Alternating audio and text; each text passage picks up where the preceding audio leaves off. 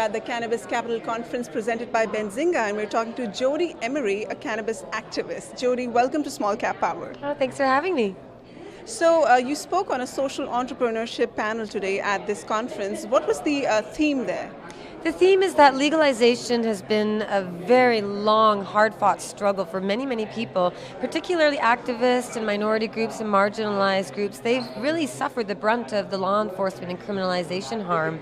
So for all the people coming into the cannabis space to make money and create these businesses and jobs, we just need them to respect and understand where the history of this industry is, and that it's a lot of people who have been unfairly treated, who deserve a chance to be in the cannabis industry, and it shouldn't just be for the rich and well-connected. It should definitely include all the victims of prohibition and pioneers.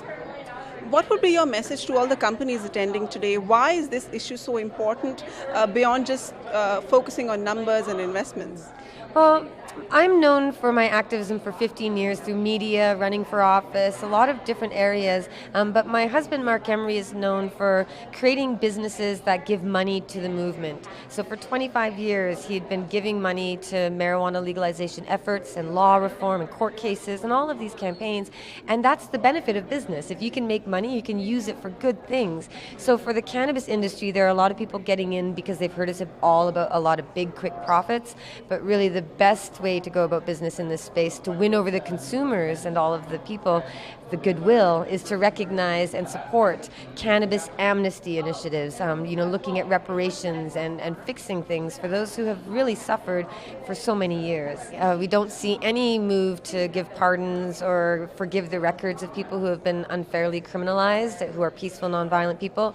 We're seeing a lot of restrictive, prohibitive regulations, and that's why I'm warning people that legalization shouldn't just be recriminalization with a new name. We need to make sure we grow businesses and allow innovators and entrepreneurs and disruptors to really make a difference, and that's only allowed when you free up an industry. So if a government aims to restrict and limit and no advertising, no branding, no stores, no lounges, no fun at all, that's not going to help the industry grow. We need a real free market where the supply and demand is based on what the people want. Do you think the future of this industry lies in greater engagement between policymakers, regulators, and the private industry?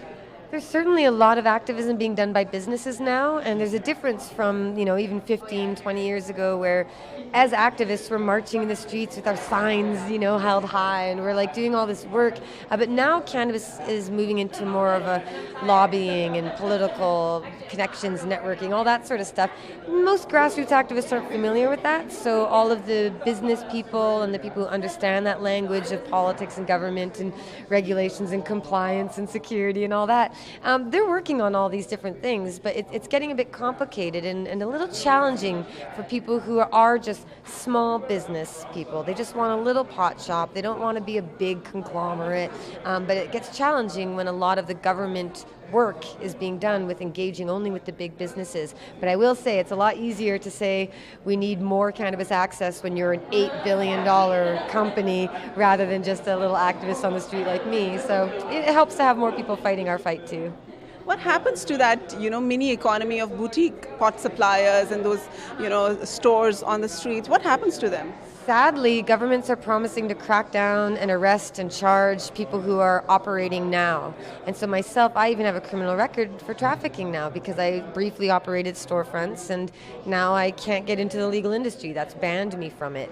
But many people would say, that's not really fair. Why would we punish the pioneers? And a lot of government messaging is that, well, we can't trust them. They're lawbreakers. They don't follow the rules. And the fact is, we tried to create rules in absence of regulation. We try to work with the government.